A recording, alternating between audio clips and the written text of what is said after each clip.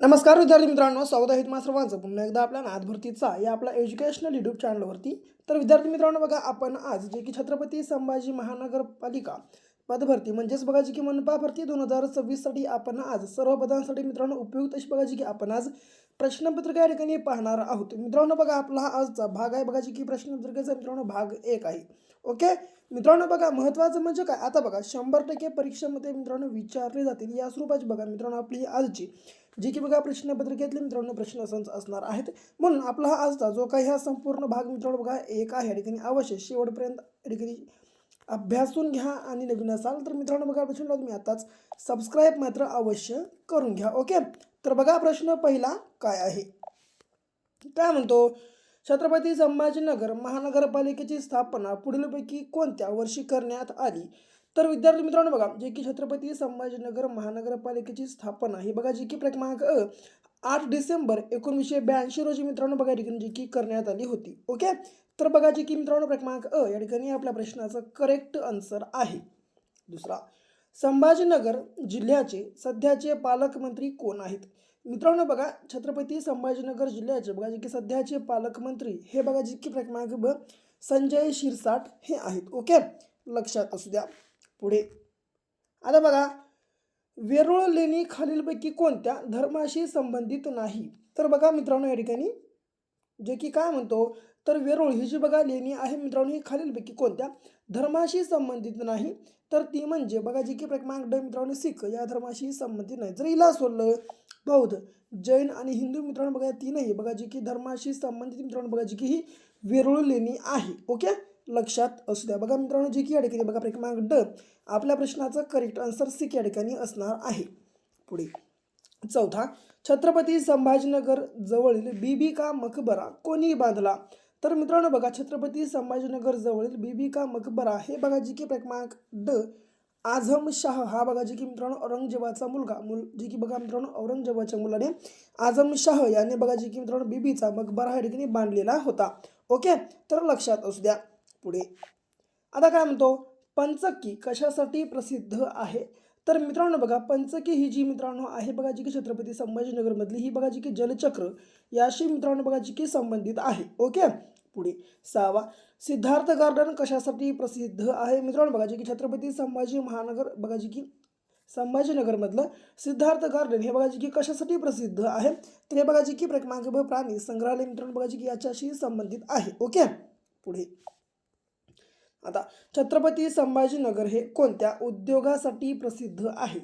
तर मित्रांनो बघा, छत्रपती संभाजीनगर हे बघा जे की मित्रांनो बघा क्रमांक जे की पर्यटन बघा या उद्योगासाठी मित्रांनो प्रसिद्ध आहे. म्हणून मित्रांनो बघा जे की सध्याची आपल्या महाराष्ट्राची पर्यटन राजधानी मित्रांनो बघा जी की छत्रपती संभाजीनगर ही आहे. ओके, पुढे आठवा, अजिंठा लेणी कोणत्या कालखंडातील आहेत? मित्रांनो बघा, अजिंठा ह्या ज्या बघा लेणी आहेत मित्रांनो या बघा जी की क्रमांक सातवहन मित्रांनो बघा जी की यांच्या जी की कालखंडातील आहेत. ओके, पुढे अजिंठा लेणी युनेस्कोमध्ये कधी समाविष्ट झाली? मित्रांनो बघा, अजिंठा ही जी बघा लेणी आहे ही युनेस्कोमध्ये जे की बघा क्रमांक 1983 या वर्षी बघा जी की मित्रांनो समाविष्ट करण्यात आली.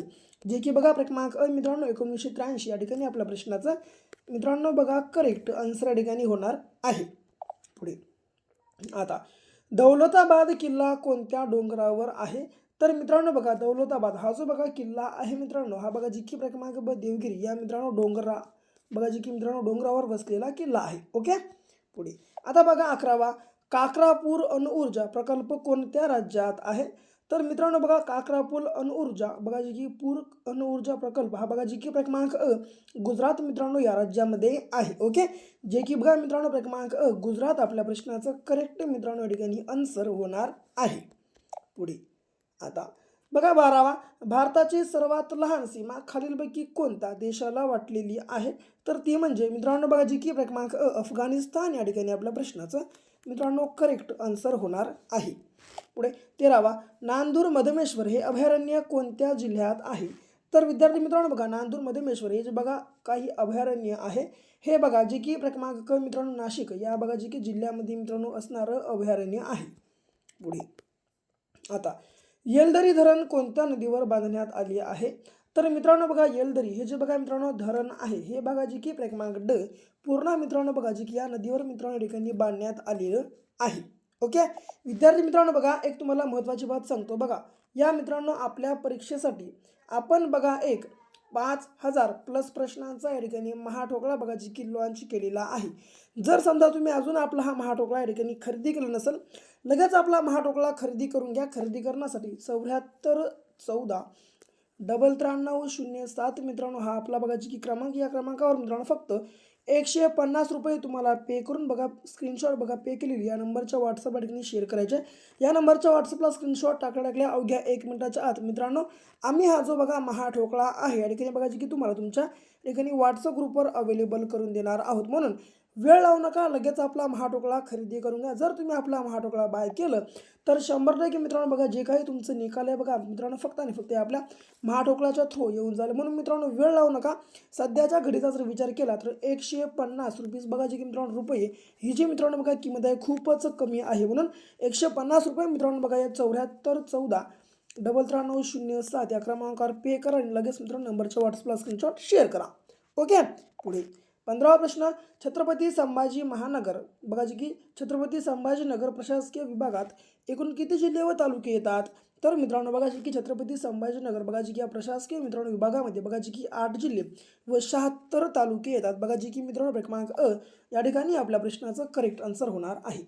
पुढे सविनय कायदेभंगास प्रारंभ कधी झाला. तर मित्रांनो बघा सविनय कायदेभंगास बघा जी की क्रमांक ब 1930 वर्षी मित्रांनो प्रारंभ झाला होता. पुढे 17वा जागतिक हवामान दिवस कोणत्या दिवशी साजरा केला जातो. तर मित्रांनो बघा विद्यार्थी मित्रांनो जागतिक हवामान दिवस जो आहे बघा जी की क्रमांक मित्रांनो जी की 23 मार्च या दिवशी मित्रांनो साजरा केला जातो. पुढे 18वा प्रश्न 1 मिनिट आता बघा कावीळ हा रोग मानवी शरीराच्या कोणत्या अवयवाला होतो. तर विद्यार्थी मित्रांनो बघा कावीळ हा जो रोग आहे हा बघा जी की क्रमांक ड यकृत बघा जी की मित्रांनो मानवाच्या बघा जी की यकृत मित्रांनो बघा या शरीराच्या बघा जी की अवयवाला होणारा रोग आहे. बघा जी की कावीळ हा रोग. ओके जे की बघा क्रमांक ड मित्रांनो यकृत आपल्या प्रश्नाचं करेक्ट या ठिकाणी आन्सर होणार आहे.